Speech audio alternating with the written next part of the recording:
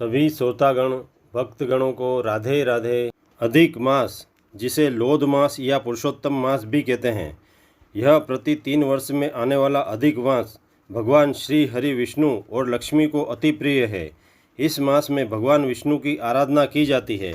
इस पुरुषोत्तम मास का महात्म्य हम प्रतिदिन वाचन करेंगे, जिसे आप हमारे YouTube चैनल अद्भुत ज्ञान एवं भक्ति पर प्रतिदिन सुन सकते हैं। श्री गणेशाय नमः।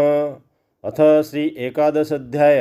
नारद जी बोले, हे मुने, सब मुनियों से भी महाकठिन ऐसा कौन सा तप उस बाला ने किया, सो हमसे कहिए।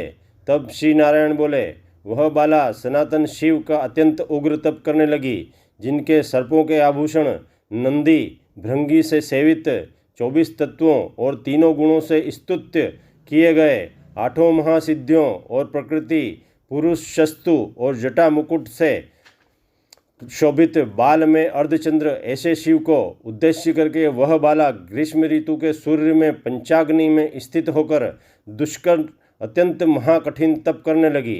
हेमंत शिशिर ऋतु में ठंडे जल में स्थित मुख जल के ऊपर इस तरह दिखाई दे रहा था, जैसे जल के ऊपर इस तरह कमल शोभायमान होता है। उसका ऐसा उग्र तप देखकर इंद्र महाचिंता को प्राप्त हो गया। हे अर्जुन, सब देवताओं को और ऋषियों को सराहने योग्य ऐसे उग्र तप में प्रवृत्त हुई ऋषि कन्या को 9000 वर्ष बीत गए।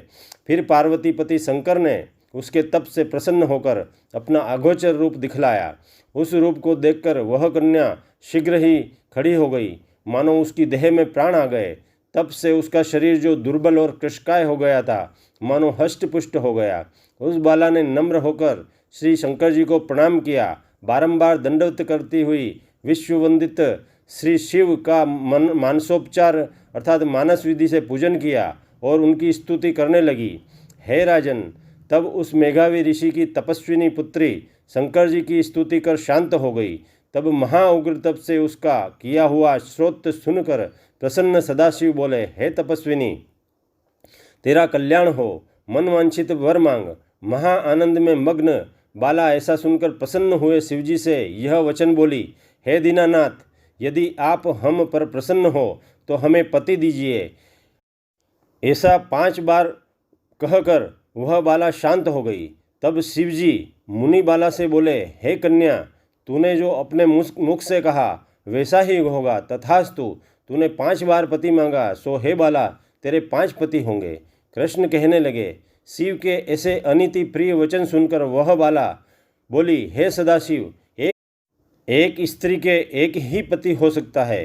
कहीं भी स्त्री 5 पति वाली न देखी न सुनी। एक पुरुष के 5 पत्नी तो हो सकती है, 5 पतियों वाली मैं कैसे होंगी? आपको ऐसा कहना योग्य नहीं है। हे प्रभु, ऐसा वरदान देने में आपको ही लज्जा होगी। उस बाला के ऐसे वचन सुनकर श्री शिवजी बोले, इस जन्म में नहीं, अगले जन्म में होंगे। तू वहाँ तपोबल से योनि से उत्पन्न नहीं होगी और वहाँ भर्ता से उत्पन्न सुख को प्राप्त हो, परम पद को प्राप्त होगी। दुर्वासा मेरा ही रूप है, तूने उनका तिरस्कार किया है। यदि दुर्वासा कोपायमान हो जाए तो तीनों लोगों को जला देवें, अर्थात भस्म कर देवें। तूने अत्यंत महातेज का तिरस्कार किया है। तूने भगवान के प्रिय पुरुषोत्तम मास का व्रत नहीं किया, जिसे श्री कृष्ण जी ने सब ऐश्वर्य सौंप दिया। हे बाले, मैं ब्रह्मादिक देवता और नारदादि तपस्वी जिन भगवान की आज्ञा नहीं टाल सकते, उसे तूने नहीं पूजा और अनादर किया, इसलिए तेरे 5 पति होंगे। हे बाले, जो पुरुषोत्तम मास की निंदा करता है वह घोर नरक में जाता है। उसके विपरीत कभी भलाई नहीं होती। जो पुरुषोत्तम के भक्त है वह पुत्र पौत्र और धन से युक्त हैं। इस लोक तथा परलोक में सिद्धि को प्राप्त होते हैं। हम सब देवता भी पुरुषोत्तम की सेवा करते हैं। इस तरह कहकर महादेव अंतर्ध्यान हो गए। तब वह बाला चकित रह गई। सूत जी बोले, हे ऋषियों, सदाशिव के अंतर्ध्यान होने से वह बाला भी चिंतित हो गई और अपने आश्रम में सिर झुकाकर बैठ गई। इति श्री पुरुषोत्तम मास एकादश अध्याय समाप्त।